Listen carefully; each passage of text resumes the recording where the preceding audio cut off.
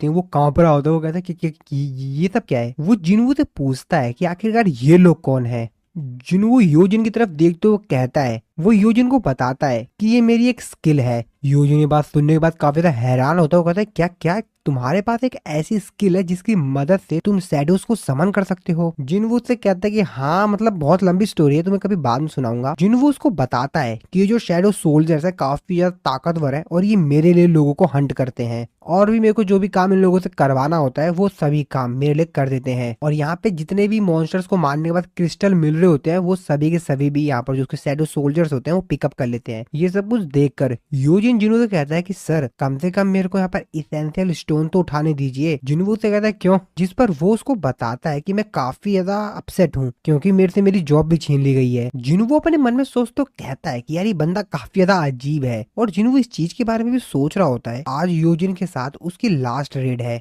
क्योंकि उसने 19 रेड्स को कंप्लीट कर दिया है। इसके बाद अगले सीन में हम लोग ईस्ट कोस्ट यूएसए में देखते हैं एक ए रैंक के डंजन के अंदर, जहाँ पर एक ए रैंक का हंटर जिसका नाम जेम्स होता है वो सामने अपने साथियों को वो उन लोगों की तरफ देखता है और अपने मन में सोचते हो कहता है हमारा स्ट्राइक स्क्वाड पूरी तरीके से खत्म हो गया, ये तो नामुमकिन है। क्या ये कोई ह्यूमनॉइड बीस्ट है। ह्यूमनॉइड बीस्ट होता है वो उस बंदे के पास आता है, उसको देखकर वो ना काफी ज्यादा डर जाता है। उससे कहता है कि दूर दूर दूर भागो मेरे से। वो बंदा उसको कहता है कि तुमको डरने की जरूरत नहीं है, तुम्हारे फ्रेंड्स मरे नहीं है, मैंने इन लोगों को बस कुछ समय के लिए नॉक कर दिया है। वो बंदा उसको बताता है कि मैं एक इंसान हूँ, मैं कोई मैजिक बीस्ट नहीं हूँ, तुम्हारे लोगों ने मेरे ऊपर अटैक किया इसलिए मेरे को इन लोगों पर अटैक करना पड़ा। अब मेरे को समझ नहीं आ रहा कि मैं तुमको इस चीज किस तरीके से एक्सप्लेन करूँ, मैं तुमको किस तरीके से समझाऊं। मैं एक कोरियन हूँ, बस मेरे को घर जाना है, मैं घर जाना चाहता हूँ। इसके बाद हम लोग को अगले सीन में जिन्वू और यूजिन को दिखाया जाता है। यूजिन जिन्वू को यहाँ पर पार्टी दे रहा होता है क्योंकि उसके जो 19 रेड्स थे वो पूरी तरीके से कंप्लीट हो गए होते हैं। जिन्वू भी उससे बोलता है कि जैसा कि मैंने तुमसे प्रॉमिस किया था मैं तुम्हारे 19 रेड्स को कंप्लीट करवा दिया है, कि वैसे आगे का तुम्हारा क्या प्लान है। यूजिन उसको बताता है कि अभी तो मेरे को सिंपली यहाँ पर एक रिटन एग्जाम देना है, जिसके बाद मेरा जो गिल्ड मास्टर का लाइसेंस है वो मेरे को मिल जाएगा, जिसके बाद मेरे को अपने फादर से भी डील करना है, उनसे भी कुछ बातचीत वगैरह करनी है। जिन्वू अपने मन में सोचते हो कहता है वैसे मेरा 30 बिलियन वॉन की जो बिल्डिंग थी वो तो मेरी हो गई है, मैं तो इसको सिर्फ एक बोनस के तौर पे ले रहा हूँ, लेकिन मेरा जो रियल गोल था वो था लेवल अप करना। और जैसा कि मैंने अपना जो गोल है उसको पूरी तरीके से कंप्लीट कर लिया है, तो मेरे को नहीं लगता कि अब मेरे को यहाँ पर किसी भी प्रकार का और भी डील आगे बढ़ानी चाहिए। योजिन जिन्वू से पूछता है कि सर आपका फ्यूचर प्लान क्या है। जिन्वू अपने पास में से कैसल डोर के की निकालते हुए कहता है मेरे को कहीं और जाना है। योजिन उससे कहता है कि सर अगर आपको मेरी कोई भी जरूरत है तो आप मेरे को बता देना। जिसके बाद योजिन जिन्वू को बताता है कि मेरा ओल्डर ब्रदर और मैं लगभग 10 साल से अलग हैं, वो मेरे को ज्यादा पसंद नहीं करता है, इस वजह से हमने एक साथ काफी समय नहीं बिताया, और अगर उसकी तुलना की जाए तो आपने मेरी जिंदगी बचाई और आपने मेरे गोल्स को अचीव करने के लिए मेरी काफी ज्यादा हेल्प भी की। आप मेरे ब्रदर से बढ़कर हो और आप ही थे जिसने मेरे को ग्रो करने में मदद की। जिन्वू उसकी बात सुनते हो काफी ज्यादा हैरान होता है। वो कहता है अच्छा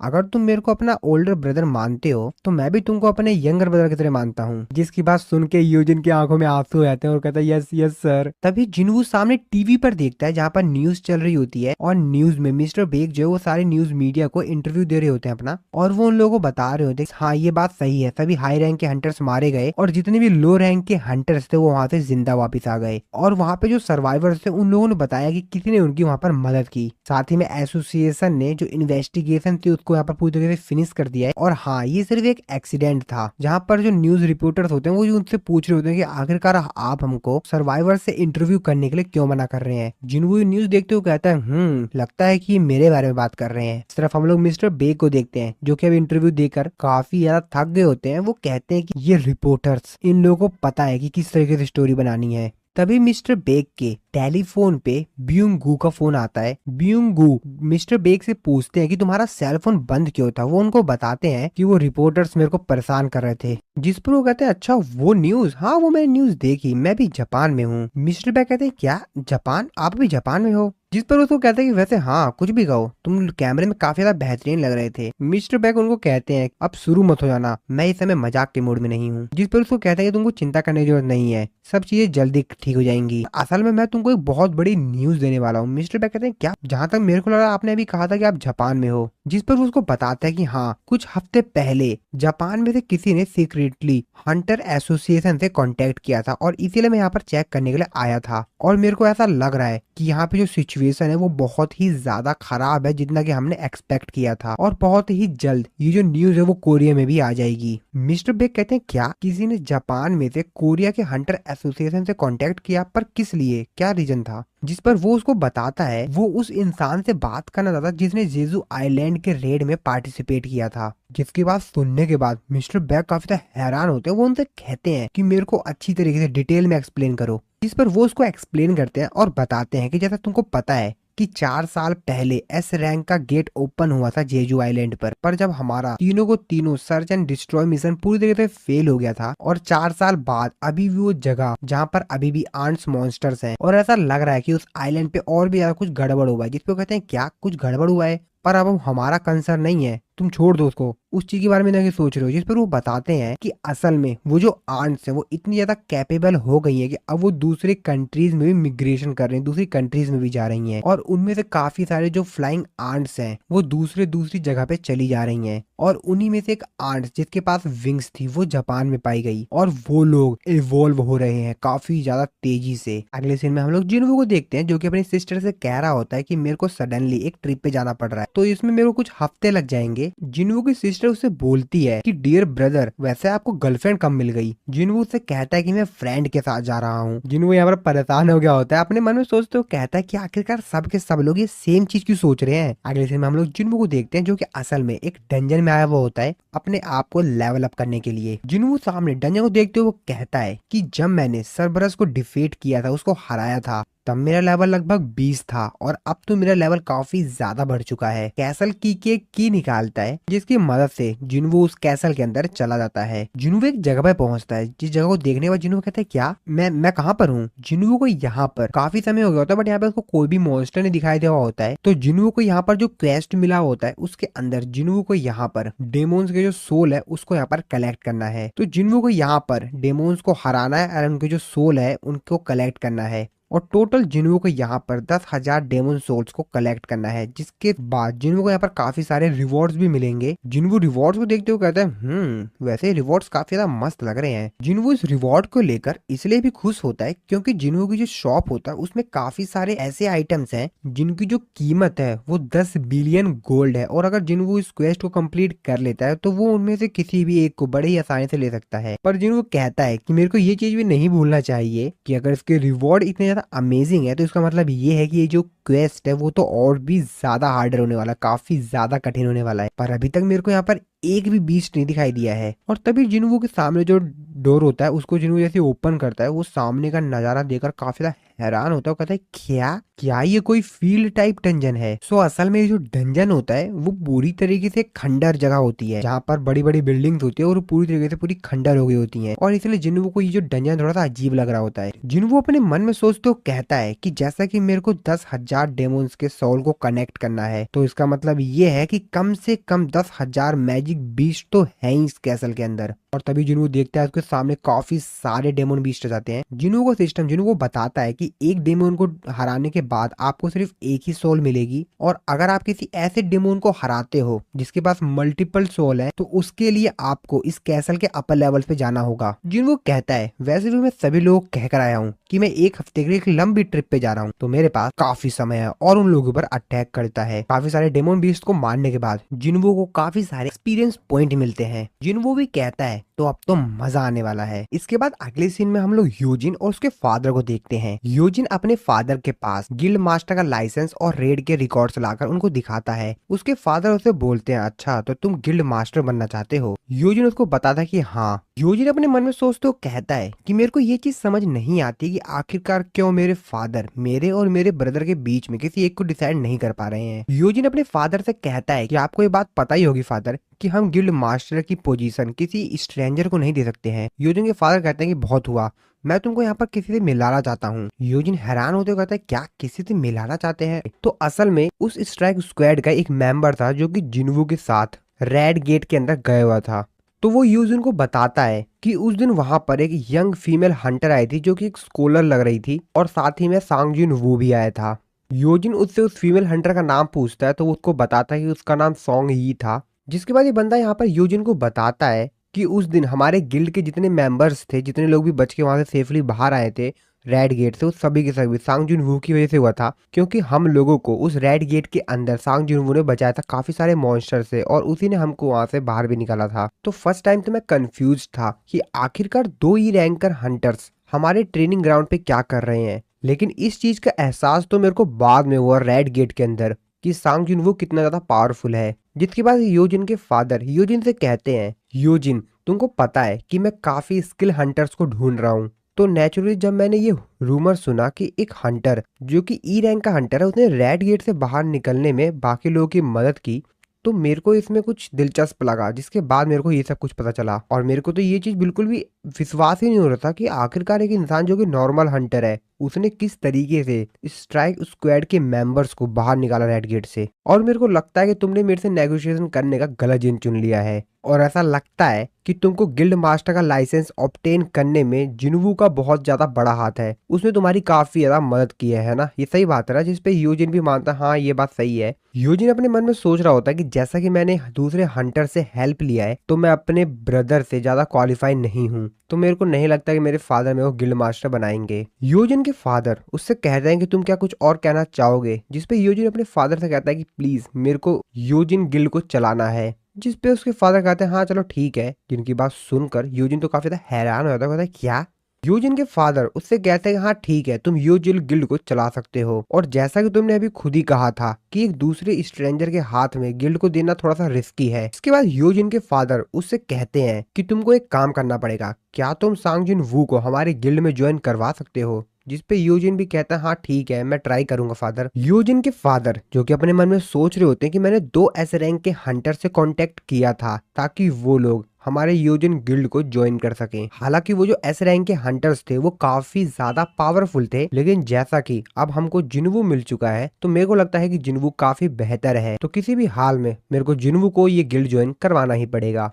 दूसरी तरफ हम लोग जिन्वू को देखते हैं जो कि अभी भी काफी सारे डेमन बीस्ट को मार चुका होता है, और जिन्वू ने यहाँ पर जितने भी लो रैंक के डेमन होते हैं उन सभी को हरा दिया होता है। साथ ही में उसको काफी सारे एक्सपीरियंस पॉइंट्स भी मिलते हैं, और जिन्वू ने यहाँ पर अभी तक डेमोन के जो साउल्स थे वो सिर्फ 309 ही कलेक्ट किए होते हैं, मतलब बहुत ही ज्यादा कम। तो जैसा कि ये लो रैंक के डेमोन्स हैं तो इनके पास उतने ज्यादा डेमोन साउल्स नहीं होंगे। जिन्वू को यहाँ पर एक आइटम भी मिलता है जो कि लो रैंक डेमोन का हॉर्न होता है, और इस आइटम का इस्तेमाल किया जाता है एडवांस मैजिक स्पेल के एक इंग्रेडिएंट के तौर पर, और इसीलिए इसको हाई प्राइस पे बेचा जा सकता है। जिन्वू अपने मन में सोचते हुए कहता है कि डेमोन कैसल के कुछ स्टेजेस जो थे वो तो काफी ज्यादा आसान थे, उतने ज्यादा कठिन नहीं थे। तो मैंने लो रैंक के जितने भी डेमोन्स हैं उन सभी को तो क्लियर कर दिया है, और ये जो जितने भी बीस्ट्स थे वो सभी सभी डी रैंक के थे। तो चलो फिर आगे चलते हैं। जिन्वू को यहाँ पर एक दूसरा आइटम भी मिला होता है जो कि होता है एंट्री परमिट, और इसका इस्तेमाल करके जिन्वू इस कैसल के 2nd फ्लोर पे जा सकता है।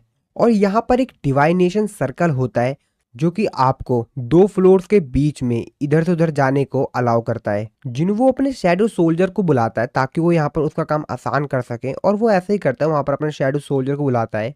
तो जिन्वू ने यहाँ पर आइस बियर का जो लीडर था उसको बुलाता है और उसके ऊपर बैठ जाता ताकि वो उसको 2nd फ्लोर पे ले जा सके। लेकिन तभी जिन्वू सामने देखता है तो काफी सारे बीस्ट आ जाते हैं। जिन्वू उन लोगों से कुछ बोल पाता उससे पहले ही वो बीस्ट उसके ऊपर अटैक कर देते हैं। जिन्वू तो काफी ज्यादा डर जाता है कि उसका क्या होगा, लेकिन यहाँ पर जो उसका शैडो सोल्जर होता है आइस बियर का लीडर, वो उल्टा ही उन बीस्ट को काफी ज्यादा तेजी से उठा के पटकता है और काफी ज्यादा वो लोग दूर चले जाते हैं। जिन्वू ये देख के काफी ज्यादा हैरान होता है। वो कहता है कि तुमको अब से मैं टैंक कहूंगा। जिसके बाद जिन्वू उससे कहता है कि डिवाइनेशन सर्कल की तरफ चलो। दूसरी तरफ हम लोग वॉशिंगटन यूएस में the federal bureau of hunters association को देखते हैं। फेडरल ब्यूरो ऑफ हंटर का जो डिप्टी डायरेक्टर होता है वो अपने साथियों से पूछता है कि क्या ये वही है जिसकी तुम लोग बात कर रहे थे, क्या तुमने पता लगाया कि आखिरकार ये कौन है? जिस पर उसको बताया जाता है कि ये कह रहा है कि एक साउथ कोरिया का हंटर है। जिसपे डिप्टी डायरेक्टर उससे बोलता है कि आखिरकार एक कोरियन हंटर यहाँ पर क्या कर रहा है। उसको बताया जाता है कि इसने बताया कि आज से 10 साल पहले ये डंजन के अंदर फंस गया था जब एक गेट क्लोज हो गया था। ये काफी ज्यादा अजीब केस है। इसको ना ही सिर्फ एक डंजन के अंदर पाया गया जो कि ए रैंक का था, बल्कि यहाँ तक इसने पूरे के पूरे स्ट्राइक स्क्वाड को वहां से बाहर भी निकाला जो कि ए रैंक के हंटर्स का था। और अभी तक हम लोगों को इसके बारे में बस इतना ही पता चला है। और उसको ये भी बताया जाता है कि हम लोगों को ये लग रहा है कि ये एक मैजिक बीस्ट है जिसके अंदर एक ह्यूमन की मेमोरीज हैं। तो वहां पर जो एक एम्प्लॉय होता है वो डिप्टी डायरेक्टर तो बोलता है कि हमने स्कवेंजर गिल्ड से कांटेक्ट किया है और हमको पता चला है कि वहां पे एक एस रैंक का हंटर है जो कि कोरिया बोलता है। डिप्टी डायरेक्टर उसको बताता है कि हाँ, स्कवेंजर गिल्ड का वो मेन हंटर है, उसका नाम मिस्टर वांग है। तो ये वांग डोंग सू की बात कर रहा होता है। डिप्टी डायरेक्टर उसको बताते हैं कि हाँ, वो कुछ दिनों में यहाँ पर आ जाएगा, अभी वो यहाँ पर साउथ कोरिया गया हुआ था अपने किसी काम से, तो बस वो वापस आने वाला है। डिप्टी डायरेक्टर उसका नाम पूछते हैं कि तुमने इसका नाम क्या बताया था, जिस पर एम्प्लॉय उसको बताता है कि इसका नाम प्रोनाउंस करना काफी ज्यादा कठिन है, लेकिन हाँ, इसका नाम था सांग इल वॉन। दूसरी तरफ हम लोग जिन्वो को देखते हैं जो कि उसी डेमोन कैसल के अंदर डेमोन्स को क्लियर करके नेक्स्ट फ्लोर पे जा रहा है। जिन्वो हमको बताता है कि हर फ्लोर पे जाने के लिए हमको यहाँ पर एक आइटम चाहिए होगा जो कि है एंट्री परमिट, जो कि रैंडमली कहीं पे भी आ सकता है। बेसिकली जो एंट्री परमिट है उसको हासिल करने के बाद डिवाइनेशन सर्कल का इस्तेमाल करके अगले फ्लोर पर जाया जा सकता है। और जैसा कि इस पे 100 फ्लोर्स हैं, तो इसका मतलब ये है कि यहाँ पर 100 अलग अलग वर्ल्ड हैं। तो जिन्वो एक एक फ्लोर क्लियर करते करते अब फाइनली 27 नंबर के फ्लोर पर आ गया होता है। जिन्वो यहाँ पर काफी तेजी से फ्लोर्स को क्लियर कर रहा होता है और डेमोन्स जितने भी होते हैं उसके सामने आ रहे होते हैं, उन सबको मार रहा होता है। तो जिन्वो यहाँ पर मिड रैंक के जितने भी डेमोन्स हैं उनके लेवल तक पहुंच गया होता है और उन लोगों को भी हरा रहा होता है। जिन्वो अपने आप से कहता है कि मिड रैंक के जो डेमोन्स हैं वो शायद सी रैंक या उससे कम के ही हैं, लेकिन जो हाई रैंक के जो डेमोन्स होंगे वो जरूर काफी काफी ज्यादा स्ट्रांग होंगे, जैसा कि एस रैंक के हंटर जितना पावरफुल। जिन्वो कहता है कि मेन दिक्कत है टाइमिंग की है, मेरे को यहाँ पर काफी ज्यादा तेजी से इनको मारना पड़ेगा। और जैसा कि यहाँ पर अगर सही में 100 फ्लोर्स हैं तो मेरे को जल्द से जल्द टॉप जो फ्लोर्स है वहां पर पहुंचना पड़ेगा सारे के सारे डेमोन्स को मारकर, वो भी एक हफ्ते के अंदर। और ऐसे फ्लोर्स को क्लियर करते करते जिन्वो यहाँ पर 15th फ्लोर पर पहुंच जाता है, जहां पर जिन्वो का सामना होता है लोअर फ्लोर्स के रूलर अवेरेसियस वेलकन से। तो सबसे पहले यहाँ का जो बॉस होता है उसके जितने भी सुरक्षा कर्मी होते हैं, सिक्योरिटी करने वाले, वो सभी सभी रक्षक आगे जाते हैं उसके। जिन्वो उन लोगों की तरफ देखते हुए कहता है इंटरेस्टिंग, और फिर जिन्वो अपने शैडो आर्मी को भी यहाँ पर समन कर लेता है। तो अब यहाँ पर फाइट होने वाली है जिन्वो की shadow army versus lower floor का जो बॉस है उसके जितने भी यहाँ पर सुरक्षा करने वाले हैं उन सबके बीच में। जिन्वो अपने शैडो आर्मी से कहता है कि तुम सब बाकी लोगों को देख लो, और जिन्वो की जितनी भी शैडो आर्मी होती है उनके ऊपर अटैक करके उन सभी को खत्म कर देती है। जिन्वो अपने मन में सोचते हुए कहता है कि यहाँ पर जितने भी इस बॉस की सुरक्षा कर रहे हैं ये सभी के सभी हाई रैंक के डेमोन्स हैं, लेकिन साथ ही में मेरी जो शैडो सोल्जर्स हैं वो भी मेरे साथ लेवल अप कर रहे हैं, और ये लोग और भी ज्यादा ताकतवर हो गए हैं मेरी इंटेलिजेंट स्टैट्स की वजह से। और जैसा कि मैंने सोल्जर्स को प्रिजर्व करने की जो संख्या है उसको भी बढ़ा दी है, तो पहले जिन्वो यहाँ पर 20 सोल्जर्स को ही प्रिजर्व कर सकता था एक बार में, अब वो यहाँ पर उससे ज्यादा कर सकता है। और साथ ही में जैसा कि जिन्वो का इंटेलिजेंस स्टैट्स जो है वो भी काफी ज्यादा बढ़ गया है, जिसकी वजह से जिन्वो की जो सोल्जर आर्मी है वो भी काफी ज्यादा तेजी से रिकवर कर सकती है। लेकिन जिन्वो सामने लोअर फ्लोर के बॉस को देखता है जो कि बिल्कुल भी मूवमेंट नहीं कर रहा होता, वो तो आराम से बैठा हुआ होता है, तो मतलब बहुत ज्यादा हट्टा खट्टा होता है, ताकतवर लगता है बिल्कुल ही। जिन्वो अपने मन में सोचते कहता है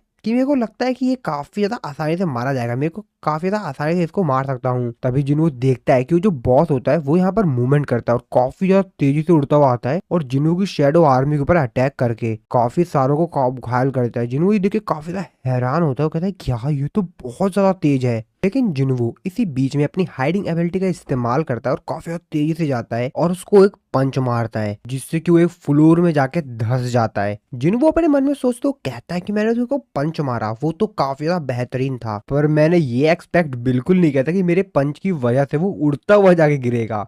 ये तो काफी ज्यादा बेहतरीन था। जिन्वो अपने स्टैट्स को देखता है, जिसको देखने के बाद जिन्वो काफी ज्यादा यार एक्साइटेड हो जाता है, काफी ज्यादा उसको खुशी मिलती है कि उसके जो स्टैट्स हैं वो वैसे हो गए हैं जैसा कि उसको चाहिए था। लेकिन तभी जिन्वो पीछे नोटिस करता है जहां पर उसने डेमोन बॉस को मारा हुआ होता है, वो देखता है कि वो उठ जाता है। जिन्वो का सिस्टम उसको नोटिफिकेशन देके बताता है कि लोअर फ्लोर का जो रूलर है उसने अपनी एक स्किल का इस्तेमाल किया है जो कि है रेज। जिन्वो यहाँ पर उसकी स्किल से काफी ज्यादा हैरान हो जाता है। जिन्वो अपने मन में सोचते हुए कहता है कि इसकी स्किल तो सरबरस जैसी ही लग रही है जैसे कि सरबरस इस्तेमाल किया करता था। जिसके बाद वो जो बॉस डेमन होता है वो बहुत ज्यादा गुस्से में जिन्वो के ऊपर अटैक करता है। जिन्वो कहता है कि मेरे को नहीं लगता कि मैं इसके अटैक से बच पाऊंगा, अगर इसने मेरे को डायरेक्ट हिट मारा तो बहुत ज्यादा गलत हो जाएगा। और इसलिए जिन्वो अपने शैडो सोल्जर्स में से आयरन को समन कर लेता है और जिन्वो अपने स्ट्रेंथ स्टैट का इस्तेमाल करके उसके अटैक से तो बच जाता है और काफी ज्यादा तेजी से अपने डैगर से उसके ऊपर अटैक करता है। जिन्वो उसको थोड़ा सा घायल तो कर पाता है लेकिन यहाँ पर जो डेमन बॉस होता है वो इस अटैक से भी बच जाता है। जिन्वो अपने मन में सोचते हुए कहता है कि मेरे को काफी यहाँ पर सटीक प्रिडिक्शन करनी पड़ेगी, मेरे को कब इसके ऊपर अटैक करना है और कब इससे बचना है। जिन्वो फिर से काफी ज्यादा तेजी से मूव करके उसके ऊपर अटैक करने के लिए जाता है लेकिन वो जिन्वो की जो मूवमेंट होती है उसको पहले ही प्रिडिक्ट कर लेता है और उसके ऊपर अटैक कर लेता है, लेकिन जिन्वो उसके अटैक से बच जाता है। जिन्वो कहता है कि मेरे को काफी ज्यादा सोच समझ के उसके ऊपर अटैक करना पड़ेगा। तभी जिन्वो सामने एक बड़ी सी बिल्डिंग को देखता है जो कि यहाँ पर ब्रेक होकर नीचे गिरने वाली होती है। जिन्वो को दिमाग में एक आइडिया आता है, वो कहता है ये हुई ना बात। जिन्वो काफी ज्यादा तेजी से भागते हुए जाता है उस बिल्डिंग की तरफ, जिसको देख कर जो डेमन बॉस होता है वो भी उसकी तरफ पीछे करने के लिए उसको मारने के लिए जाता है जिन्वो को। और जैसे ही जिन्वो उस टूटी हुई बिल्डिंग के एकदम क्लोज पहुंचता है, जिन्वो यहाँ पर अपनी स्पीड स्किल का इस्तेमाल करके काफी ज्यादा तेजी से अपनी रफ्तार बढ़ा लेता है। और डेमन बॉस जब ये समझ पाता कि जिन्वो की क्या यहाँ पर प्लानिंग है, वो काफी ज्यादा देर हो चुकी होती है और वो बिल्डिंग उसके ऊपर ही गिर रही होती है। जिन्वो भी काफी ज्यादा तेजी से उस बिल्डिंग के आगे आता है और उसके ऊपर अटैक करने के लिए बहुत तेजी से जाता है और जिन्वो अपने डैगर से उसके ऊपर एक अटैक कर भी देता है। दूसरी तरफ हम लोग टाइगर गिल्ड का जो चीफ होता है उसको और सांग ई को देखते हैं जो कि यहाँ पर जिन्वो को ही ढूंढ रहे होते हैं। सांग ई उससे कहती है कि मेरे को लगता है कि शायद उसका कहीं किडनैप तो नहीं हो गया है, जिस पे कहता है क्या मिस्टर सांग जिन्वो का किडनैप? अगर उसको किडनैप करना भी चाहे कोई तो वहां पर उन लोगों को एक बहुत बड़ा स्क्वाड बनाना पड़ेगा जिसके अंदर हाई हाई रैंक के हंटर्स होंगे और तब भी शायद ही उसको पकड़ा जा सके। तुमने वैसे क्या कभी उसको एक्शन मोड में देखा है जब वो अपने एक्शन मोड में होता है? लेकिन वो यहाँ पर थोड़ा सा परेशान भी होता है कि आखिरकार सांग जिन्वो चला कहाँ गया है। और इस तरफ जिन्वो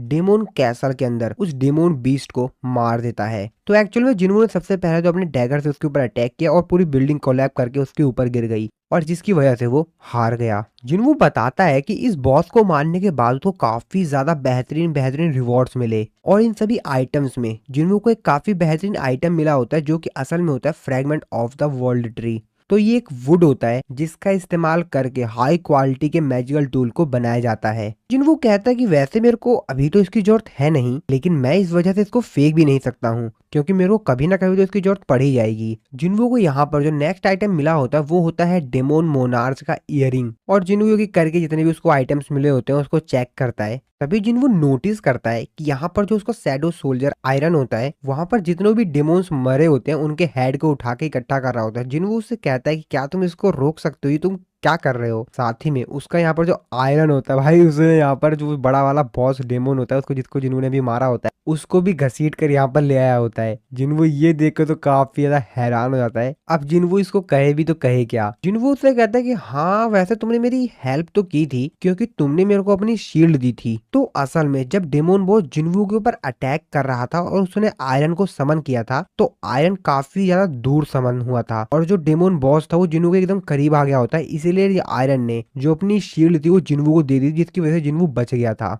तभी यहाँ पर जो उसके शैडो सोल्जर्स में मेज होते हैं जिन्वो उन लोगों को बताता है, उनको कहता है हाँ हाँ तुम लोग इधर आओ इधर आओ। और उन लोगों को अभी जो आइटम्स मिला होता है उनमें से आइटम इनको देते हुए कहता है ये लो इसका इस्तेमाल करो और सामने तुमको जो बिल्डिंग दिखाई दे रही है उसके ऊपर अटैक करो। शैडो मेज ऐसा ही करता है और सामने बिल्डिंग में बहुत बड़ा धमाका होता है और इस धमाके की वजह से सामने जिस बिल्डिंग के ऊपर शैडो मेज ने अटैक किया होता है पूरी बिल्डिंग ही डिस्ट्रॉय आती है, जिसको देखकर जिन्वो को तो काफी ज्यादा खुशी होती है। जिन्वो कहता है काफी ज्यादा बेहतरीन। दूसरी तरफ हम लोग वांग डोंग सू को देखते हैं जो कि उसी मैजिक बीस्ट से मिलने के लिए आया हुआ होता है। वो उससे बोलता है अच्छा तो तुम वही मैजिक बीस्ट हो जो कि इंसानों के साथ कम्युनिकेट करना जानते हो और तुम कोरियन लैंग्वेज भी बोल लेते हो। जिसपे वो उसको बोलता है कि पहली तो मेरी बात ध्यान से सुनो, मैंने पहले ही बोल दिया है कि मैं कोई बीस्ट नहीं हूँ और अगर तुमको मेरी आइडेंटिटी अजीब लग रही है तो तुम मेरा डीएनए टेस्ट करवा सकते हो। वांग डोंग सू उससे कहता है कि देखो जब भी कोई चीज गेट से बाहर आती है निकलती है तो हमको उस चीज के बारे में सावधानी रखनी चाहिए और ये हमको करना पड़ता है। वांग डोंग सू से कहता है कि मैं तुमको सजेस्ट करूंगा कि तुम मेरे साथ कॉर्पोरेट करो और उससे कहता है कि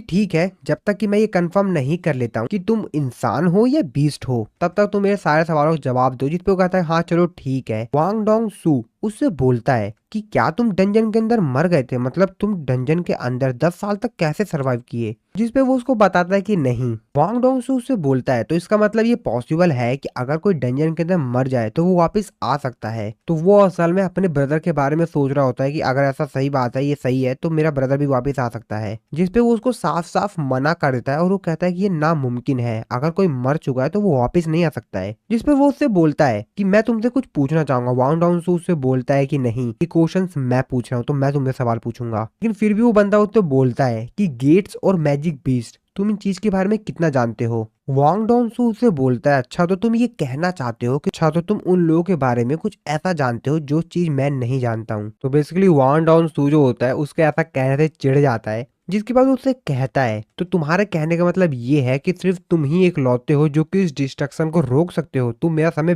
वेस्ट कर रहे हो। वांग डोंग सू उससे कहता है कि तुम्हारा जो एक्सपीरियंस है वो तो काफी बेहतरीन है और अगर तुम आज के दिन किसी भी रेड पर जाओगे, हंटर की तरह किसी भी गिल्ड को ज्वाइन करोगे, तुम काफी सारे पैसे कमा सकते हो। और अब तो रैंकिंग सिस्टम भी यहाँ पर आ चुका है। हाई रैंक के हंटर्स, मेरे जैसे जो हंटर्स होते हैं, वो इतना पैसा तो कमा ही सकते हैं कि वो अपने आने वाली 3 जनरेशन को काफी अच्छी तरीके से सपोर्ट कर सकें। इसके बाद वो उसकी बाकी डिटेल्स भी देखता है, कहता तो तुम्हारी वाइफ का नाम पार्क क्यून ही है और तुम्हारे 2 बच्चे हैं और तुम्हारे बेटे का नाम। वांग डोंग सू से बोलता है कि वैसे तुम्हारे तुम्हारी बेटी का नाम पता है। जिस पर वो कहता है हाँ, मेरी बेटी का नाम सांग जिन्हा है। तो गाइज आप लोग को समझ में आ रहा होगा एक्चुअल में ये बंदा कौन है। अभी आप लोग को आगे और क्लियर हो जाएगा। जिसके बाद वांग डोंग सू से बोलता है कि वैसे तुम्हारे बेटे का नाम क्या है। जिस पर वो कहता है सांग जिन वू। सो गाइज एक्चुअल में ये सांग जिन वू के फादर हैं जो कि आज से 10 साल पहले एक डंजन के अंदर गायब हो गए थे और जिनवू ने ये वाली स्टोरी स्टार्टिंग में बताई भी थी। जिनवू के फादर उससे बोलते हैं कि क्या हुआ,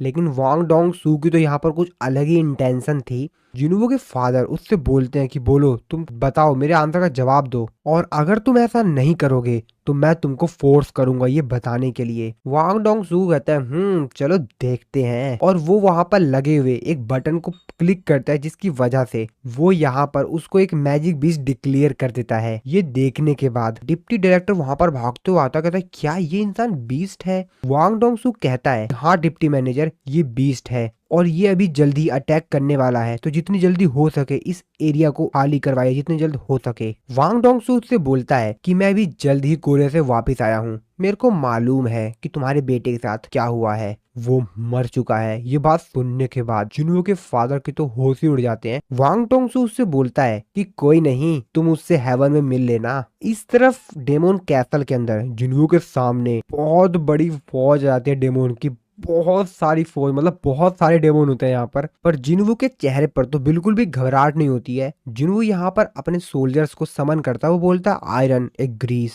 मेरा रास्ता साफ करो। जिनवू के शैडो सोल्जर वहां पे समन होते हैं और दोनों को दोनों मिलकर जितने भी यहाँ पर डेमोन्स होते हैं उन सभी को मारना शुरू कर देते हैं। इन डेमोन का इस फ्लोर पे जो बॉस होता है वो तो ये देख के काफी ज्यादा हैरान होता है, कहता है क्या ये क्या चल रहा है यहाँ पर। मेरे को लगा था कि मेरे सोल्जर्स बहुत ज्यादा ताकतवर होंगे, पर ये तो इसके सोल्जर्स बहुत ज्यादा ताकतवर हैं, ये चल क्या रहा है यहाँ पर। जिनवू उसके पास जाता है, उससे कहता है तुम देख नहीं पाए थे क्या मैं यहाँ पर आ रहा हूँ। हाँ शायद नहीं देख पाए होगे। और यहाँ पर जो डेमोन होता है वो जिनवू को यहाँ पर देख के काफी ज्यादा डर जाता है। जिनवू अपने मन में सोचते कहता है कि ये तो मरा हुआ है, तो क्या इसको डर लगता होगा, पर इससे कोई फर्क नहीं पड़ता और जिनवू उसके ऊपर अटैक कर देता है। और जिनवू इस फ्लोर का जो बॉस होता है डेमोन बीस्ट का, इस फ्लोर का, उसको भी खत्म कर देता है।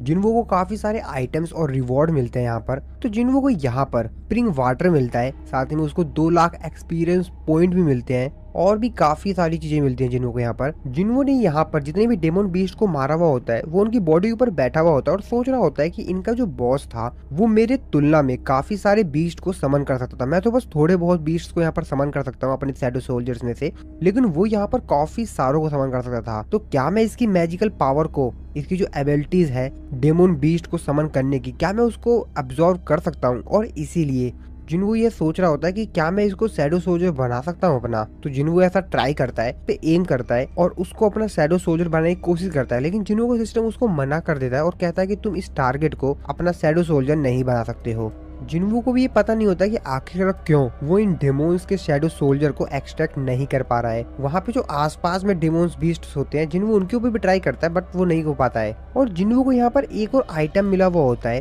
तो जिन्वू को 15th फ्लोर पर एक सेट मिला था जिसमें कि उसको यहाँ पर जो भी बॉस लेवल के बीस्ट्स होते हैं उनको हराने के बाद उसको यहाँ पर एक सेट मिलता है, जो भी उसको रिवॉर्ड्स मिलते हैं उनमें से कोई एक पार्ट होता है। और ऐसे जब वो 3 पार्ट्स को इकट्ठा कर लेगा तो इसके बाद उसको एक और नया आइटम मिलेगा। तो जिन्वू को इस बार डेमोन मोनार्च का नेकलेस मिला हुआ होता है। तो टोटल यहाँ पर 3 चाहिए होते हैं जिन्वू को, 2 मिल गया होता है, एक तो 15th फ्लोर पर, एक 75th फ्लोर पर। तो जिन्वू यही सोच रहा होता है अगर इस सेट में से अभी भी एक आइटम मिसिंग है, इसका मतलब तो ये जरूर है कि यहाँ पर 3rd लेवल का बीस्ट बॉस जरूर होगा।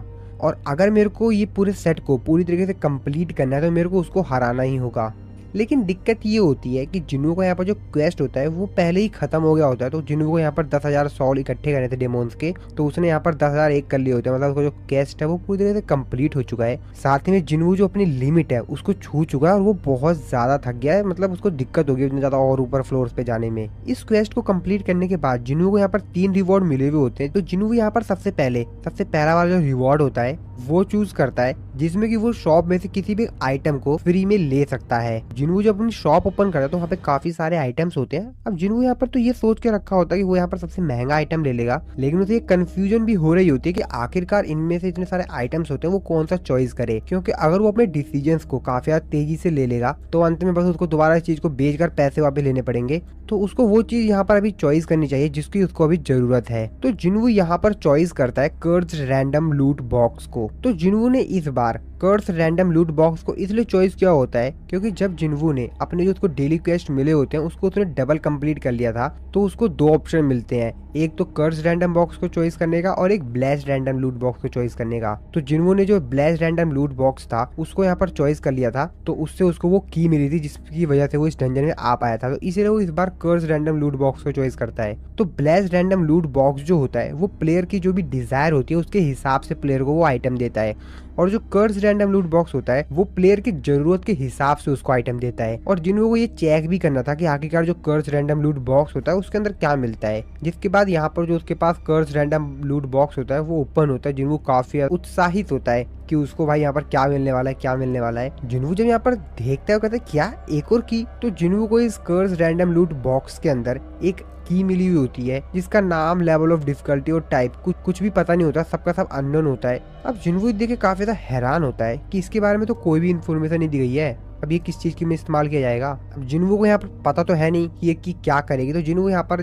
जैसे उसने बाकी आइटम्स को अपने इन्वेंटरी में स्टोर किया होता है तो वो इसको भी स्टोर कर लेता है, क्योंकि जिन्वू को इतना भरोसा था ही कि जो कर्ज रैंडम लूट बॉक्स है इसका काम है जो भी मेरे को जरूरत है वो देना, वो आइटम देना। तो इस चीज की शायद मेरे को जरूरत होगी इसलिए मेरे को इसने ये दिया होगा। जिसके बाद जिन्वू यहाँ पर 2nd नंबर का जो रिवॉर्ड होता है उसको चूज करता है, जिसमें कि उसको यहाँ पर बोनस स्टेटस के रूप में 20 पॉइंट्स मिले हुए होते हैं। और जिन्वू ने इस पॉइंट को अपने इंटेलिजेंस स्टैट्स में ऐड कर दिया होता है।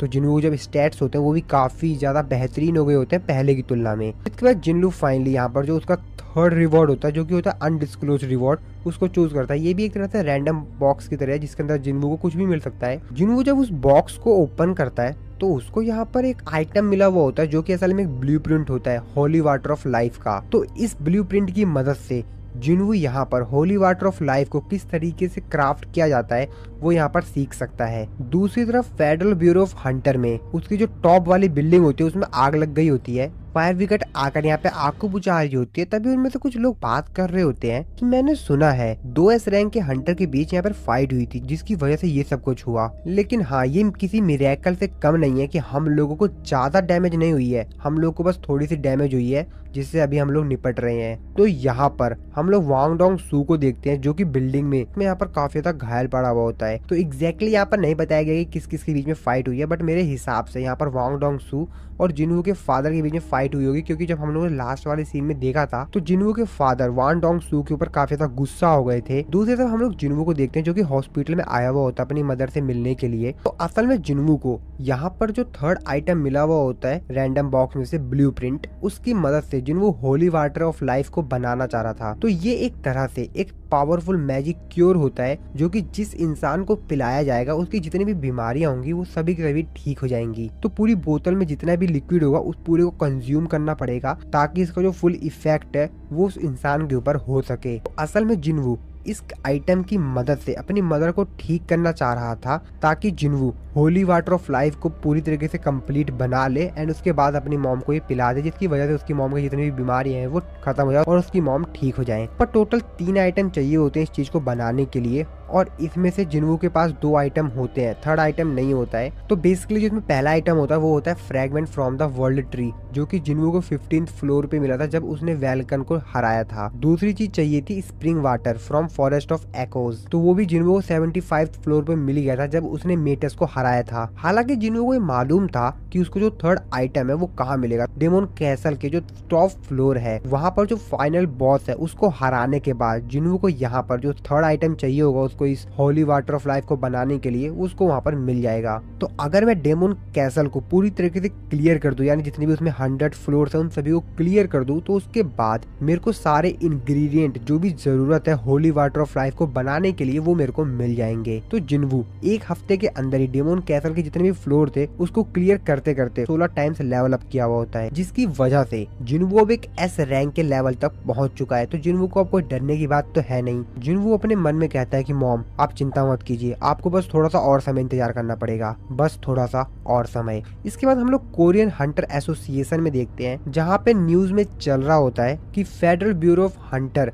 जो कि वॉशिंगटन में है वहाँ पर एक मिस्टीरियस एक्सप्लोजन हुआ है जिसकी वजह से पूरा स्टेट और कंट्री शॉक में है। और रूमर्स की मानी जाए तो ये 2 एस रैंक के हंटर्स के बीच में लड़ाई के कारण हुआ है। और तभी यहाँ पर जो रेसेप्शनिस्ट होते हैं उनके पास जिन्वू आता है। वो दोनों जिन्वू को देखकर कुछ फुसफुसाने लग जाते हैं, आपस में थोड़ी बहुत बातें करने लग जाते हैं, जिसपे वो लड़की जिन्वू तरफ देखते हुए कहती है क्या ये उन लोगों में से एक है। तो साइड में बैठा हुआ जो रेसेप्शनिस्ट होता है वो लेडी रेसेप्शनिस्ट से कहता है कि इस पर अपना समय बर्बाद मत करना, जो भी एक्सपेंसेस हैं उसकी पेमेंट तुम इससे ले लो और इसको इवैल्यूएशन रूम में भेज दो। जिसपे जो मेल रिसेप्शनिस्ट होता है वो कहता है इसका नाम क्या है, और जैसे वो नाम पढ़ता है कहता है क्या इसका नाम। जिसके बाद तुरंत वो मिस्टर बेग को फोन लगाता है और उनसे बोलता है आपने जो मेरे को उस दिन के हंटर के बारे में बताया था वो यहाँ पर आ गया है। जिसकी बात सुन के मिस्टर बेग कहते हैं ओह तो वो यहाँ पर आ गया है। रेसेप्शनिस्ट उसको बताता है कि हाँ उसने जस्ट अभी अभी एप्लीकेशन सबमिट किया है और वो वहाँ पर आ रहा है।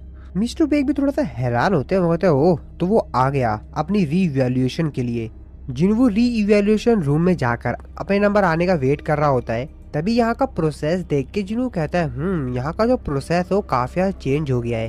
तभी जिन्वू के सामने जो एक बंदा बैठा हुआ होता है, जिन्वू के बगल में जो बंदा बैठा हुआ होता है उसको देखते हुए कहता है अरे यार नर्वस मत हो, कुछ लोगों को नया रैंक मिल जाता है तो उनकी जिंदगी बदल जाती है, लेकिन ज्यादातर लोगों की नहीं बदलती है। यहाँ तक कि उन लोगों को देखो सामने वहाँ पे जितने भी हंटर्स दिखाई दे रहे हैं वो डी रैंक के हंटर्स हैं। उन लोगों को देखो एजेंट्स बात कर रहे हैं, जिन्होंने कहता है एजेंट्स, जिस वो बंदा जिनको बताता है कि हाँ वो अलग अलग गिल्ड से आए हैं। वैसे वो कुछ ही लोगों को चुनते हैं तो वो यहाँ पर आकर इंतजार करते हैं ताकि वो लोग जो नए इवेल्यूएटेड हंटर्स हैं उनको रिक्रूट कर सकें। और सही बताऊं तो इन लोगों से या इन प्रकार के जो गिल्ड्स होते हैं उनसे दूर ही रहना सही है, क्योंकि मैंने सुना है जो स्मॉल गिल्ड्स होते हैं वो काफी ज्यादा डेंजरस रेट पे जाते हैं, जिससे कि एक्सीडेंट होने के जो चांसेस जो बहुत ही ज्यादा बढ़ जाते हैं। जिसकी बात सुन के जिन्वू अपने मन में सोच रहा होता है कि थोड़े समय पहले मेरे साथ भी कुछ ऐसा ही था। और री इवेल्युएशन करने वाली जो लेडी होती है वो नेक्स्ट एप्लीकेंट को अंदर बुलाती है,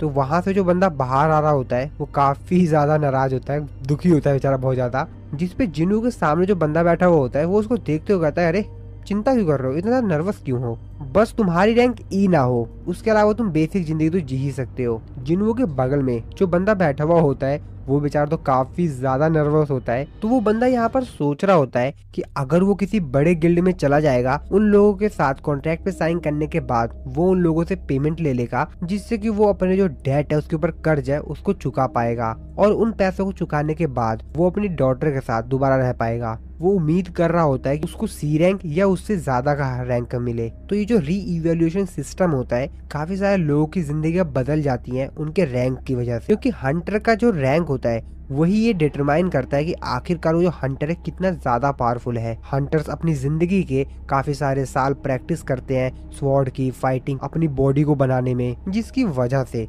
उनकी जो इनकम होता है उसमें भी बहुत ज्यादा डिफरेंस होता है। तो जैसा कि मिस्टर सॉन्ग काफी बेहतरीन एक्सपीरियंस स्वॉर्डमैन थे, लेकिन कैंग की स्किल के सामने उनकी स्किल का कोई भी मैच ही नहीं था। और यही सेम चीज मेरे ऊपर भी अप्लाई होती, क्योंकि मैं कभी भी अपनी रैंक को बढ़ा नहीं सकता था, चाहे मैं कितने भी साल तक रेट्स में जाऊं, कितना भी ज्यादा एक्सपीरियंस क्यों ना ले लूं। पर अब चीजें अलग हैं। अगले एप्लीकेंट को बुलाया जाता है, लेकिन यहाँ पे जिन्हों के बगल में जो बंदा बैठा हुआ होता है वो तो काफी ज्यादा घबराया हुआ होता है, इसलिए वो नहीं जाता है। जिस वजह से वो बंदा जिन्हों से बोलता है कि क्या तुम पहले जाना चाहोगे मेरे से। तो जिन्हों कहता है हाँ ठीक है, जैसे तुम्हारी मर्जी। इसके बाद जिन्हों अपनी री इवेल्यूएशन के लिए जाता है। टेस्ट करने वाली जो लेडी होती है उसको अपना नाम बताता है। वो लेडी अपने मन में सोचते हुए कहते हैं इसका तो इवेल्यूएशन पहले से ही हो चुका है, इसका तो रीअवेक्ट एक ई रैंक के तौर पर हुआ था ना। जिस पर वो अपने मन में सोचते कहती है कि जितने भी हंटर्स यहाँ पर री इवेल्यूएशन के लिए आते हैं वो सबके सब ई रैंक के क्यों होते हैं। जिसके बाद जिन्वू वहाँ पे सामने जो एक बहुत बड़ा सा क्रिस्टल होता है उसके ऊपर अपना हाथ रखता है ताकि वो यहाँ पे रैंक है वो उसको पता लग सके। लेकिन सिस्टम में कोई एरर आ जाता है, जिसको देखो लड़की कहती है क्या यहाँ पर क्या चल रहा है। वो जिन्वू तो कहती है कि एक मिनट, यहाँ पर कोई दिक्कत आ रही है, कोई एरर आ रहा है, तो चलो हम इस प्रोसेस को दोबारा से रीस्टार्ट करते हैं। वो फिर से करती है, वो फिर से सेम एरर आ जाता है। अब वो यहाँ पर काफी ज्यादा परेशान हो जाती है कि आखिरकार ये दिक्कत क्या आ रही है। तभी यहाँ पर वो बंदा जाता है जो कि जिन्वू को बाहर मिला था। वो उस लेडी से बोलता है जो कि यहाँ पर री इवेल्यूएशन कर रही होती है, तो आखिरकार तुम मानामीटर को क्यों ऑपरेट कर रही हो, चैंगशिंग कहाँ पर है। जिसपे वो उसको बताती है कि वो रेस्ट रूम में गए हैं। जिसके बाद वो बंदा उससे पूछता है कि अब क्या दिक्कत हो गई है। वो लेडी उसको बताती है कि मानामीटर के साथ कुछ गड़बड़ है, एक बार आप चेक कीजिए। वो बंदा भी काफी ज्यादा हैरान होता है क्योंकि मिस्टर बेग भी काफी ज्यादा क्यूरियस थे उसकी रैंक को जानने के लिए। तो वो यही सोच रहा होता है कि आखिरकार मिस्टर बेग इसके बारे में इतना जानने के लिए उत्सुक क्यों थे, क्या इस बंदे में कोई खासियत है क्या। ये आज से लगभग 3 महीने पुरानी बात है, जब कुछ लोगों ने कहा कि ई रैंक के हंटर को सस्पेक्ट किया गया कि उसका रीअवेक्ट हुआ है। तो सर्विलेंस टीम के मैनेजर इसको देखने के लिए गए थे, लेकिन जब उनको पता चला कि उनके साथ तो कुछ गड़बड़ी हो गया, ये तो ई रैंक में रीअवेक्ट हुआ है, तो अब मेरे को लगता है कि कुछ होने वाला है। तो अभी वो सामने जो मैसेज आ रहा था उसको देख के काफी हैरान होते हैं, कहते क्या एरर, ये किस खुशी में आ रहा है। अब वो यहाँ पर काफी ज्यादा परेशान हो गया होता है। वो कहता है कि ये सिर्फ एक एरर नहीं है, माना मीटर जो है वो इसकी रैंक को पता लगा ही नहीं पा रही है। तो इसका मतलब तो ये है कि हमारा जो माना मीटर है वो इतना ज्यादा पावरफुल है ही नहीं कि वो इसके माना लेवल को मेजर कर सके कि ये कोरिया का 10वां एस रैंक का हंटर है। जिन्वू तो सामने बस आराम से खड़ा होता है। अब उसको तो मालूम है कि वो एक एस रैंक का हंटर है, पर जिन्वू को यहाँ पर जो कुछ भी हो रहा होता है उससे तो कुछ भी फर्क नहीं पड़ रहा होता है। वो बेचारे तो परेशान होते हैं। और यही हंटर एसोसिएशन के बाहर मिस्टर चोई और मिस्टर च्यूल आपस में बातें कर रहे होते हैं। मिस्टर चोई मिस्टर च्यूल से पूछते हैं कि वांग डंग सो कोरिया क्यों आया था, और क्या ये बात सच है कि जो रेड गेट का इंसिडेंट हुआ था अभी जल्द में उसने वहाँ पर कुछ भी नहीं किया। मिस्टर च्यूल बताते हैं कि हाँ, वांग डोंग सू सर्वाइवर्स जो हंटर्स थे उनकी बिल्कुल भी हेल्प नहीं की, और हाँ उस दिन मैं वहाँ पर था, पर मैं सब कुछ नहीं जानता क्योंकि मैं लास्ट मूवमेंट पे चला गया था। तो मेरे जाने के थोड़ी देर बाद रेड गेट से वो जो हंटर्स थे वो बाहर आए थे। तो मेरे जाने के बाद क्या हुआ उसके बाद का मेरे को कुछ भी नहीं मालूम है, पर हाँ कोई है जिसके ऊपर मेरे को शक है। मिस्टर चोई से कहते हैं मैं देख सकता हूँ कि तुम कुछ सोच रहे हो, लेकिन तुम मेरे को उस चीज के बारे में बताना नहीं चाह रहे हो जब तक कि तुम सारी चीजों को खुद से ना सुलझा लो। ठीक है, मैं समझ सकता हूँ। तभी मिस्टर चोई नोटिस करते हैं और वो मिस्टर च्यूल से कहते हैं कि बिल्डिंग बी से आज काफी ज्यादा नॉइस नहीं आ रही है। च्यूल को तो कुछ भी सुनाई नहीं दे रहा होता है, जिसपे मिस्टर च्यूल से कहते हैं कि इन चीजों को लेकर मैं थोड़ा सा ज्यादा सेंसिटिव हूँ। जिसपे मिस्टर च्यूल कहते हैं अच्छा वो लगता है कि इवैल्यूएशन में कुछ दिक्कत हो रही है, कोई नहीं मैं जाकर चेक करता हूँ। मिस्टर चोई कहते हैं रुको, मैं भी तुम्हारे साथ चलूंगा। जिसके बाद हम लोग फिर से सांग जिन वू को देखते हैं जो कि वहाँ से जा रहा होता है। तभी जिनवू को बताया जाता है कि मिस्टर सांग जिन वू आपका जो माना लेवल है वो अनमिजरेबल है, तो हमारे पास जो अभी माना मीटर है हम उससे आपकी जो माना लेवल है उसको पता नहीं लगा पा रहे हैं, तो हमको और भी ज्यादा एडवांस माना मीटर की जरूरत है। लेकिन उस चीज के लिए हमको अपने हायर अप से परमिशन लेनी पड़ेगी, तो क्या आप 3 दिन बाद आ सकते हैं। ये बात सुन के वहाँ पर जितने भी बाहर लोग होते हैं उनके तो आँख खुले के खुले रह जाते हैं, उन बेचारे के पसीने छूटने लग जाते हैं। सबका मतलब चेहरा अलग ही लेवल का होता है। वो सभी के सभी लोग बातें करते हैं क्या अनमिजरेबल, ये क्या है, एस रैंक का हंटर है। इसका मतलब तो ये है कि वो कोरिया का 10th एस रैंक का हंटर है।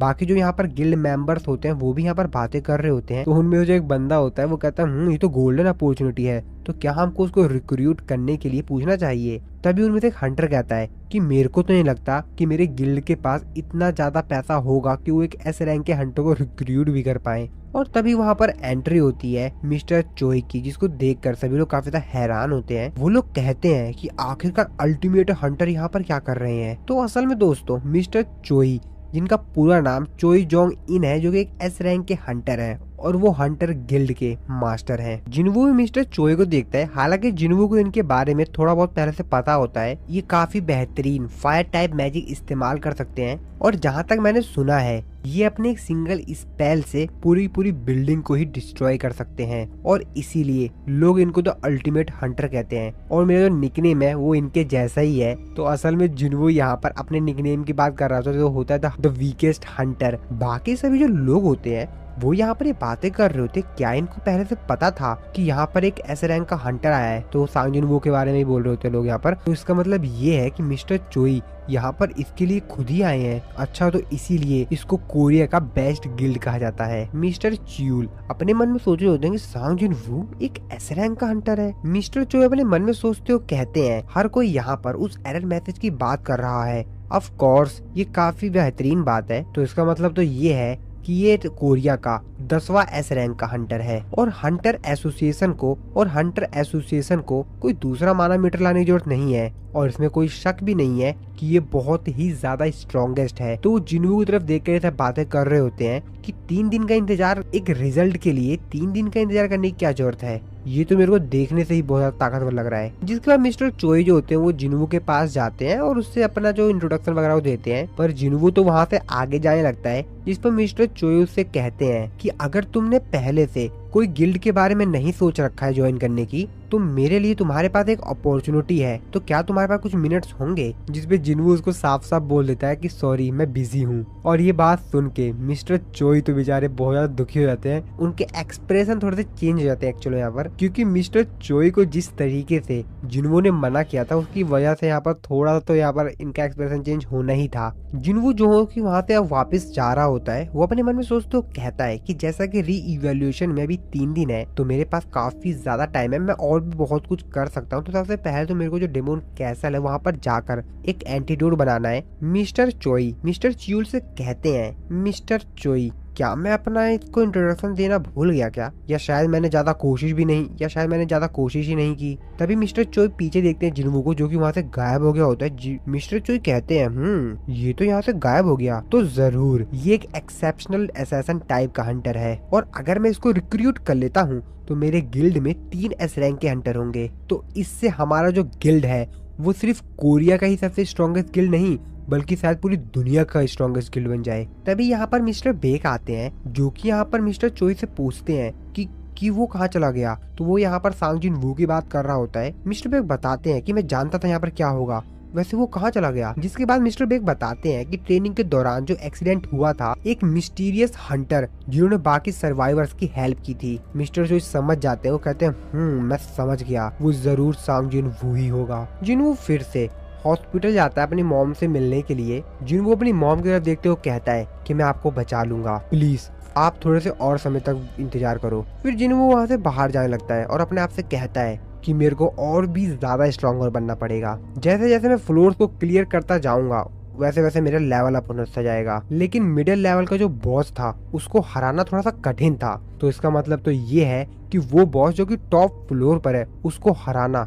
बहुत ज्यादा दिक्कत होने वाली है। और जब जिनवू हॉस्पिटल से बाहर आ रहा होता है तभी मिस्टर चोइल वहाँ पर आते हैं और वो जिनवू से बोलते हैं कि क्या तुम उनमें से हो जिसने कि डबल डंजन के अंदर बीस्ट्स को हराया था। मैं हमेशा सोचता था कि टैलेंट को ढूंढने में मेरी नजरें बहुत ज्यादा तेज हैं, लेकिन तुमने मेरे को गलत साबित कर दिया। सर्विलेंस टीम की जो मेन रिस्पॉन्सिबिलिटी होती है वो बीस्ट से लड़ना नहीं होता है। असल में उनका जो मेन काम होता है वो होता है हंटर्स को मैनेज करना। दूसरे शब्दों में कहा जाए तो हमारा काम होता है उन हंटर्स के ऊपर नजरें गड़ाए रखना और उन पे ध्यान रखना जो कि लॉस को ब्रेक करते हैं, और लॉस ब्रेक करेंगे तो उनको पनिश करना, ये हमारा काम होता है। जिनवू उससे कहता है कि मेरे को सर्विलेंस टीम से कोई भी काम नहीं है और मेरे को उनसे कुछ भी नहीं चाहिए। जिसपे मिस्टर चियूल से कहते हैं कि हमारा एग्जिस्टेंस ही इसलिए है ताकि हम लोग हंटर्स को चेक करते रहें, लेकिन हाँ, हम लोग एस रैंक हंटर्स के खिलाफ यूजलेस हैं क्योंकि हम लोग उनके खिलाफ एक्शन नहीं ले पाते। कोई है जो तुमसे मिलना चाहेगा मिस्टर जिनवू? तो आइए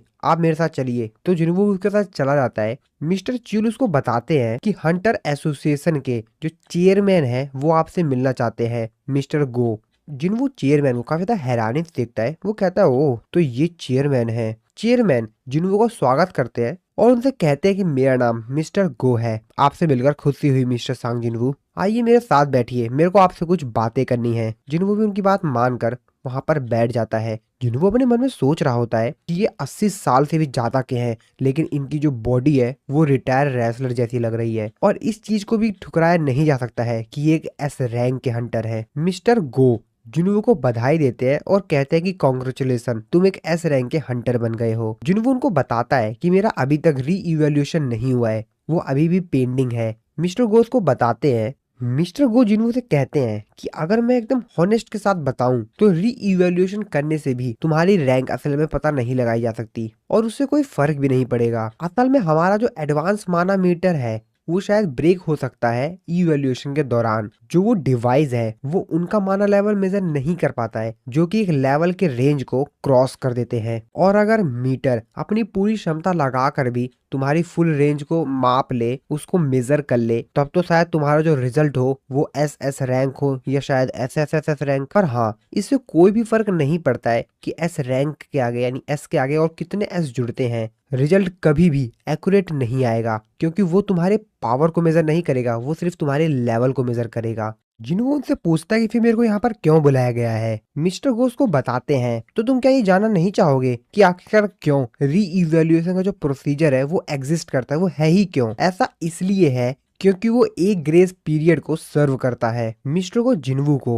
ग्रेस पीरियड के बारे में बताते हैं। इसमें हम लोग उन लोगों से अकेले में बात कर सकते हैं जिनका री इवेल्युएशन हुआ है, जैसे अभी हम तुमसे कर रहे हैं मिस्टर जिनवू। हमारे इस एसोसिएशन में बहुत ही ज्यादा कम हंटर्स हैं जो कि यहाँ पर रहकर काम करते हैं, जैसे कि मिस्टर वू। आखिरकार कौन कौन एक ऐसे एसोसिएशन को ज्वाइन करना चाहेगा जहां पर उनको ज्यादा कुछ सुविधाएं नहीं मिलती, जबकि दूसरी तरफ जो बड़े बड़े गिल्ड हैं वो प्रॉमिस करते हैं कि वो हंटर्स को फेम देंगे और काफी कुछ देंगे। बड़े बड़े गिल्ड के जो इलाइट हंटर्स होते हैं उनको हर कोई जानता है, बहुत सारे लोग उनका नाम जानते हैं, लेकिन दूसरी तरफ यहाँ पर जो हंटर्स हैं उनके नाम तक नहीं जानते। जैसे कि बहुत सारे लोग तो मिस्टर वू चियूल का तो नाम ही नहीं जानते होंगे, जबकि ये एक टॉप क्लास के ए रैंक हंटर हैं। और इसी वजह से हम लोग इस प्रोसेस में उन हंटर्स से मिलते हैं जो कि रीअवेक्ड हुए हैं और उनके पास एक्स्ट्रा ऑर्डिनरी पावर्स हैं और इसीलिए रीवैल्यूएशन करवाया जाता है। और भी बहुत सारी चीजें बताने के लिए हैं। असल में हम लोग कोई कॉरपोरेशन नहीं है और इसीलिए हम लोग बहुत ही ज्यादा पैसे देने का कोई प्रॉमिस भी नहीं करते हैं, लेकिन हाँ, मैं तुम्हारी मदद कर सकता हूँ दूसरे तरीकों से। जिन्हों कहता है इसका क्या मतलब समझा जाए। अब मिस्टर को उसको बताते हैं मैं तुमको एक दूसरा करियर पाथ प्रोवाइड करवा सकता हूँ मिस्टर जिनवू। मिस्टर को आगे बताते हैं कि हंटर्स उन लोगों में से हैं जो कि हमारे सिटीजन्स की मैजिक बीस्ट से सुरक्षा करते हैं और इसीलिए हंटर्स इस कंट्री की बैकबोन है। और वो ऑर्गेनाइजेशन जो कि उन लोगों को रेगुलेट्स करती है, उन लोगों के ऊपर ध्यान रखती है, वो होती है हंटर एसोसिएशन। और मैं तुमको उनमें से एक बनाना चाहता हूँ मिस्टर जिनवू। जिनवू कहता है अच्छा, तो असल में ये मेरे को पावर दे रहे हैं। जिनवू उनसे बोलता है कि आखिरकार आप मेरे को ही क्यों रिक्रूट करना चाहते हैं। मिस्टर गोस को बताते हैं कि तुमको 5 मेजर गिल्ड के बारे में तो पता ही होगा ना। ये जो 5 गिल्ड है इनकी जो पावर है वो एकदम बैलेंस्ड है और अगर तुम इनमें से किसी एक को भी ज्वाइन करते हो तो जो इनकी पावर है वो डिस्ट्रीब्यूट हो जाएगी और इनकी पावर एक जैसी नहीं रहेगी, जिसकी वजह से बहुत से दिक्कत हो सकती है। और इसी वजह से मैंने तुमको ये ऑफर दिया है। और जैसा कि गवर्नमेंट अथॉरिटी हंटर्स को अकेले कंट्रोल नहीं कर सकती और वो हंटर्स को फोर्स भी नहीं कर सकती है कि वो उनके लॉ भी माने, और इसी जगह पे हमारे जो एसोसिएशन है वो आती है। इस दुनिया में सिर्फ मैजिक बीस्ट्स ही नहीं है जो कि असल में मॉन्स्टर्स हैं, हंटर्स भी मॉन्स्टर्स के बराबर ही हैं। तो तुम्हारा डिसीजन क्या है मिस्टर जिनवू? जिनवू थोड़ा सा सोचता है। जिनवू अपने आप से कहता है कि ये कोई बेकार ऑफर नहीं है। मैं जानता हूँ काफी सारे ऑर्डिनरी लोग मिस्टर गो के सपोर्ट से आगे काफी ज्यादा तेजी से सक्सेस हो सकते हैं। ये सिर्फ हंटर एसोसिएशन को इन्फ्लुएंस नहीं करते हैं बल्कि ये national assembly, government and press को भी। ये काफी बेहतरीन इंसान है और मैंने इनकी स्किल तो अभी तक मेंशन भी नहीं की है। अगर मैं इनके साथ रहूंगा तो ये मेरे लिए काफी अच्छी अपॉर्चुनिटी है, लेकिन हाँ फिर भी मैं लेवल अप तो नहीं कर पाऊंगा ना, और मैं जो चाहता हूँ कि मैं और भी ज्यादा स्ट्रॉन्गर बनूं वो मेरे लिए अपॉर्चुनिटी रुक जाएगी। मैं जानता हूँ कि इस प्रकार की जो अपॉर्चुनिटी है ये जो मेरे को दे रहे हैं वो उतनी आसान भी नहीं है कि हर किसी को मिल जाए। और जैसा कि हंटर एसोसिएशन जो है वो 5 जो मेजर गिल्ड है उससे अलग काम करता है, यानी कि वो एक अपोजिंग फोर्स की तरह काम करता है और इस कंट्री को एसोसिएशन तो चाहिए ही चाहिए। और जैसा कि मिस्टर गो काफी ज्यादा ओल्ड हो चुके हैं तो इनके पास ज्यादा समय नहीं भी बचा है, तो इनको अपना एक सक्सेसर चाहिए होगा। लेकिन जिनवू उनको मना कर देता है।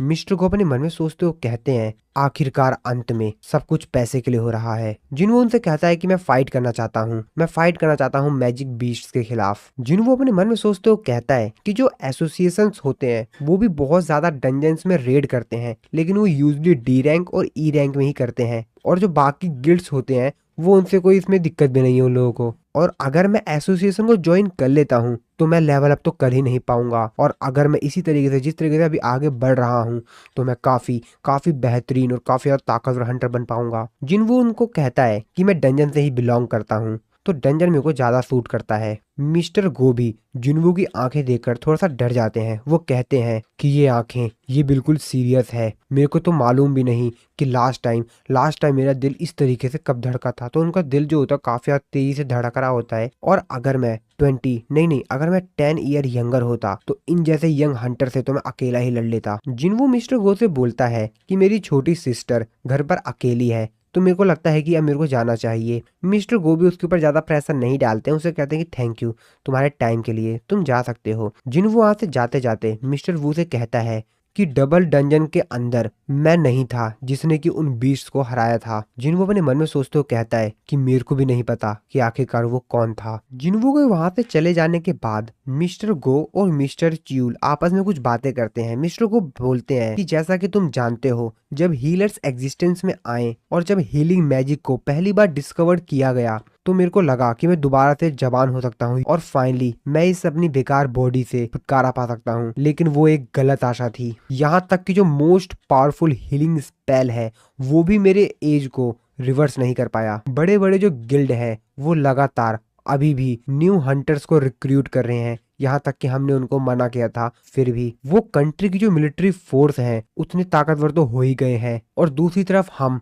एसोसिएशन जो कि अपनी पावर दिन प्रतिदिन गवाते जा रहा है। मिस्टर च्यूल कहते हैं कि लेकिन सर आप तो अभी भी इस एसोसिएशन के लीडर हैं सर। मिस्टर को कहते हैं हाँ तुम्हारी बात सही है, मैं हमेशा से सोचता था जब तक मैं पावर में रहूंगा तो मैं हर किसी को ये दिखाऊंगा कि हम लोग बहुत ज्यादा ताकतवर हैं, लेकिन मेरे को लगता है कि मैं गलत था। जिसके बाद वो मिस्टर च्यूल से कहते हैं कि आज का मेरा जितना भी शेड्यूल है वो सब कुछ क्लियर कर दो। मिस्टर च्यूल उनको बताते हैं लेकिन सर आज की जो आपकी मीटिंग है वो मिनिस्टर के साथ है। मिस्टर को कहते हैं कि मेरा बिल्कुल भी मूड नहीं है कि मैं अपनी एनर्जी उन जैसे ऊपर वेस्ट करूं, क्या तुम मेरे साथ कुछ बाहर कुछ खाने पीने के लिए चलोगे? मिस्टर च्यूल कहते हैं हाँ ठीक है सर। मिस्टर को अपने मन में कहते हैं कि सांग जिनवू उसने मेरी हार्ट की रेस को और भी ज्यादा एक्साइटमेंट कर दिया है, मैं देखना चाहूंगा कि उसके पास कितनी पावर है। दूसरी तरफ हम लोग वान डोंग सू को देखते हैं जो कि बेचारा हॉस्पिटल में पड़ा हुआ होता है और वो अपने उन्हीं चीजों को याद कर रहा होता है जब वांग डोंग सू और जिनवू के फादर की आपस में लड़ाई हुई थी और जिनवू के फादर वांग डोंग सू को बहुत ज्यादा बुरी तरीके से मार रहे थे और अब वांग डोंग सू बेचारा हॉस्पिटल में पड़ा हुआ है। लेकिन शुरुआत तो वांग डोंग सू ने ही की थी। वांग डोंग सू कहता है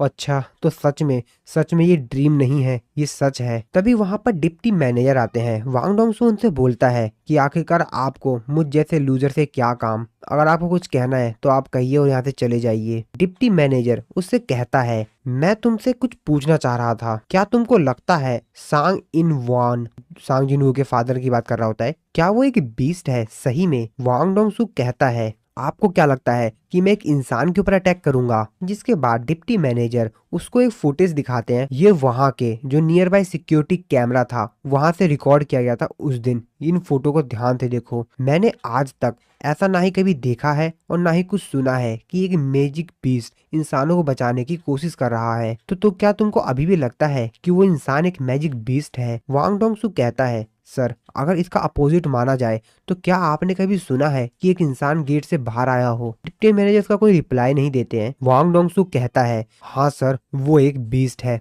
डिप्टी मैनेजर कहते हैं, चलो ठीक है, जल्द से जल्द रिकवर हो जाओ, मैं कुछ फॉर्म्स भरने के लिए जा रहा हूँ। जाते जाते वांग डोंगसू से पूछता है कि आखिरकार सांग इल वान का हुआ क्या। डिप्टी मैनेजर उसको बताते हैं कि फाइट के बाद वो डिसअपेयर्ड हो गया। वैसे ब्यूरो उसको ढूंढने की कोशिश कर रहा है, लेकिन मेरे को नहीं लगता कि हम लोग उसको पकड़ भी पाएंगे, एक ऐसे बीस्ट को जो कि तुम्हें हराने में कामयाब हुआ। और वांग डोंग फिर से उस पल को याद करने लग जाता है जब जिन्हों के जो फादर थे वो उससे कहते हैं कि आज के बाद कोरिया में अपना कदम मत रखना, दिख भी मत जाना कोरिया में। मैं ऐसा इसलिए नहीं कह रहा हूँ कि मेरा बेटा है वहां पर, मैं ये तुम्हारी भलाई के लिए कह रहा हूँ। और अगर तुमने ऐसा कभी किया तो तुम मरने के बाद भी खुश नहीं रह पाओगे। वांग डोंग सू इस बात को याद कर रहा होता है कि आखिरकार उसने मेरे को किस तरीके से ये वर्ड कहा था, वो मेरे को इस तरीके से धमकी कैसे दे सकता है। मेरे को मालूम है वो कहाँ पर है, उसे तो मैं छोड़ूंगा नहीं। एक बार बस मेरी रिकवरी हो जाए फिर मैं उसको बताऊंगा कि मैं कौन हूँ। मेरे को गिल्ड से कांटेक्ट करना चाहिए और अगर एक बार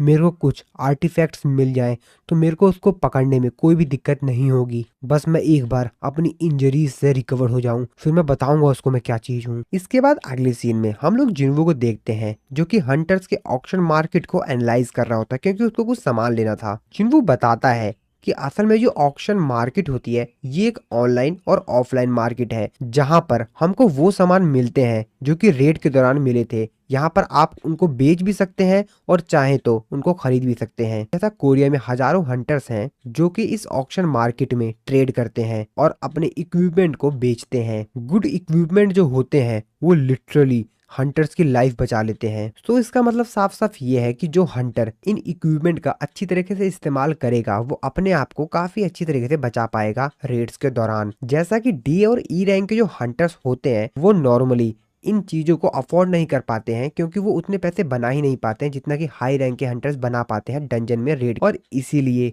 वो लोग नॉर्मल जो इक्विपमेंट्स होते हैं उन्हीं को बाय करते हैं और उन्हीं का इस्तेमाल करते हैं अपने रेड में। जितने भी इक्विपमेंट्स होते हैं जो कि हंटर इस्तेमाल करते हैं उनके अंदर मैजिक होता है। तो अगर एक डी रैंक के हंटर्स के पास भी तलवार है तो वो भी काफी ज्यादा महंगी है क्योंकि वो हंटर जो कि सी या उससे हाई रैंक के होते हैं उनकी जो इनकम होती है वो बहुत ही ज्यादा हाई होती है और इसीलिए वो लोग अपने लिए ये इक्विपमेंट बाय करते हैं ताकि वो लोग इसकी मदद से बैटल के दौरान अपनी स्पीड अप को बढ़ा पाएं और अपने आप को प्रोटेक्ट भी कर पाएं। और ये कोई सरप्राइजिंग बात नहीं है कि इन इक्विपमेंट का इस्तेमाल करते जो है हाई रैंक के हंटर उनको ये चीजें मिलियंस में पड़ती हैं, यहाँ तक कि बिलियंस ऑफ वॉन लग जाते हैं इन इक्विपमेंट्स को बाय करने में। जिन वो यहाँ पर कुछ अपना सर्च कर रहा होता है वो देखता है, अरे वो कहता है भाई ये इतना महंगा क्यों है। जिन वो बताता है तो कभी कभी तो ये इम्पॉसिबल सही हो जाता है कि एक हंटर पर्सनली जो उसने फंड अभी तक इकट्ठा किए होते हैं उसके दम पर वो किसी इक्विपमेंट को बाय कर सके। जिन्वो उस इक्विपमेंट को देखते हुए कहता है कि मेरे को नहीं लगता कि मैं इसको अफोर्ड भी कर पाऊंगा। और जब मैं डेमोन कैसल के अंदर अपर लेवल पे जब मैं डेमोन से फाइट करूंगा तो वो लोग मेरे ऊपर फायर से अटैक करेंगे और इस दौरान मेरे आसपास भी आग लग सकती है। तो मेरे को यहाँ पर कुछ इक्विपमेंट लेना पड़ेगा ताकि मैं अपने आप को जलने से बचा सकूं क्योंकि जब मैं उन बीस्ट से डेमोन कैसल के अंदर फाइट करूं